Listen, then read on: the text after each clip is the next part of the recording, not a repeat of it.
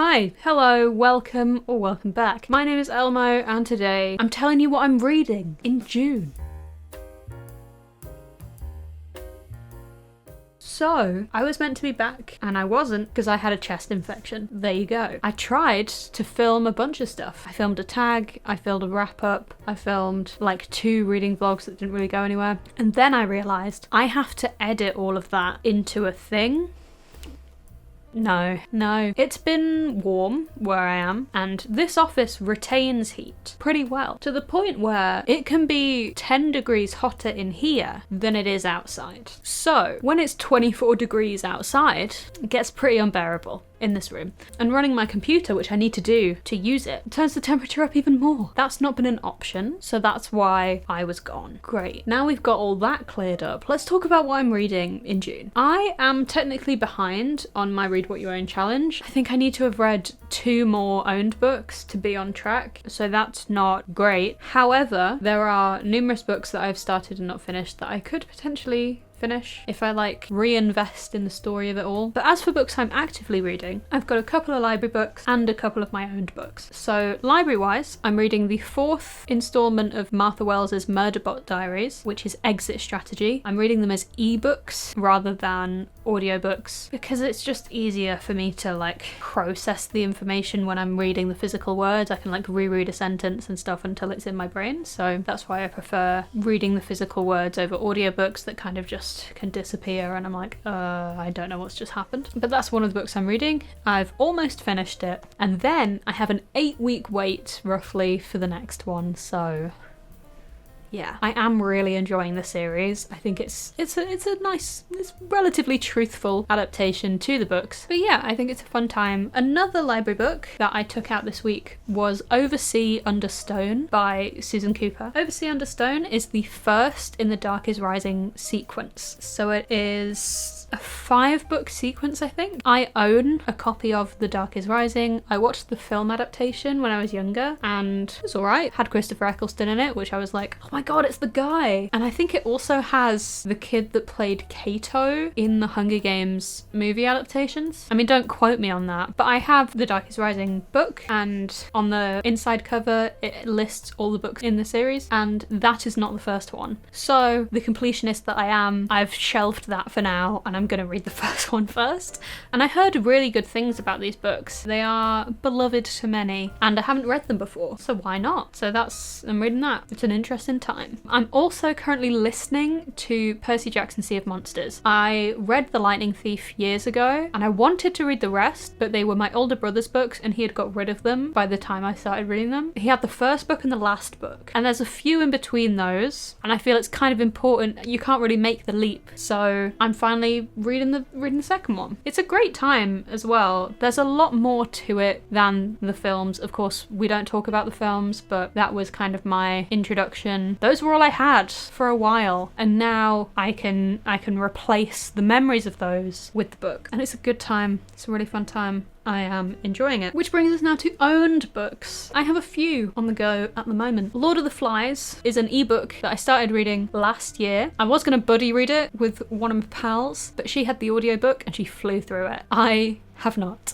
It is not that long, but it's really dense, or at least to me it's really dense. It takes so much brain power to figure out what is happening. So yeah, I'm nearly at the end, but not quite. I'll get there, but God knows when, you know? But I'd like to finish that this month if I can, just to put it behind me. I can kind of see why it might be studied in schools. I think it would probably be helpful to maybe look at a study guide and see kind of what are you taking away from this, other than the fact that there's a lot of needless violence, and it seems to be commenting on the family structure and how violence is the baseline of male behaviour and female influences are the ones that ease them out a bit, mellow them out, which is a weird take to have, a weird take to be expressing in book form. Maybe it's being ironic. I don't know. This is why I need to read a study guide. Come on. But yeah, it's kind of a fun time. Oh, another library book. I forgot about this one. I've had it out for ages. I just haven't had a chance to sit and read it. Dragman by Stephen Appleby. It's a graphic novel. If you can guess by the name, it's got LGBT themes in it. Now's the time to read for Pride Month. You've got to gay it up for Pride Month. The other owned book I am reading at the moment is The Time Traveler's Wife by an author that I fear pronouncing the last name of on the internet in case someone edits it to make it sound like something else. It's an interesting read. It's a bit raunchier than I thought it would be. Maybe it's because I read a lot of kind of classic fiction. You get what I mean, the kind of studied sphere.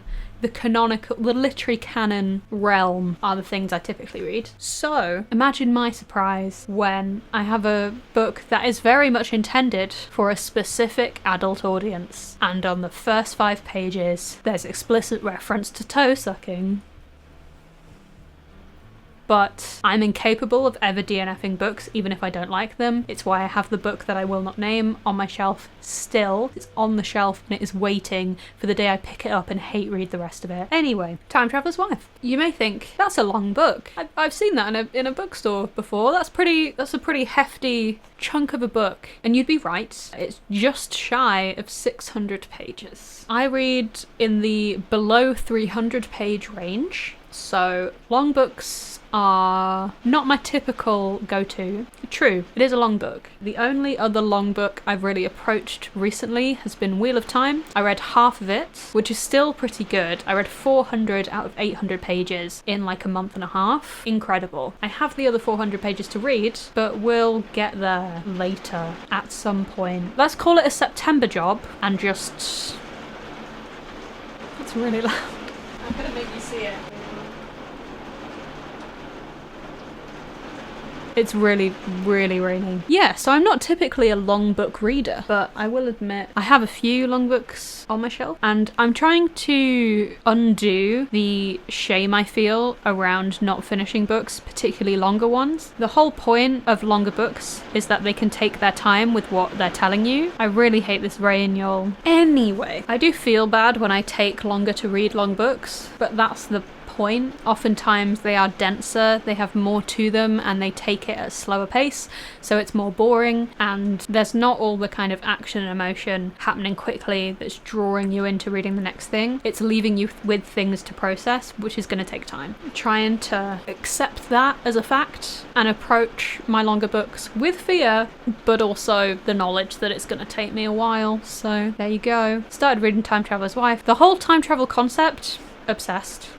I love it. I wish that book was in series and we could meet other characters with that sort of life. I think that'd be cool. I just think that'd be very cool. That might be everything. So other than the owned books that I've put down after starting, those books being The Odyssey, Private Rights, Frankenstein, those are currently on my abandoned books list, which sounds bad, but it's fine. I'll find the time to get to them. But yeah, there's a bunch of books that I am excited to get to, but first I've got to finish some. So that's the plan. I do think it's pretty exciting though. I recently got myself a copy of Hamlet, which I'm very excited to read. I haven't read Shakespeare in a while, in a long while, in at least 5 years. If you're wondering, didn't you do a degree that had like writing in English as its main focus? How did you do that, not read Shakespeare? We've read the poems. I'd also really like to maybe make more of an effort to read my non-fictions. Most of the non-fiction I read are biographies or memoirs, but I have history, I have gender theory, I have like lifestyle theory stuff as well, and I have colonialism theory that I'd really like to read, as well as all of my books on writing, which I probably should be reading because I'm writing a lot at the moment. But that's what I'm reading at the moment. Those are what I'm reading in June, or at least the ones I'm reading at the start of the month. We'll see how drastically that list changes in 4 weeks' time. Hope you're all doing phenomenally well. Let me know if you're taking part in any reading challenges for June. I'm aware there's a historic readathon. I think Ellen at Ellen Made Book Club is partaking in that. It's all, as well, it is Pride Month and lots of people are reading Pride things, so Dragman will be my Pride book for the month. That's it for this video. Hope you like seeing my face again. I don't know what that's about. Anyway, I hope to see you soon. That's it. So I will see ya when I see ya. See ya.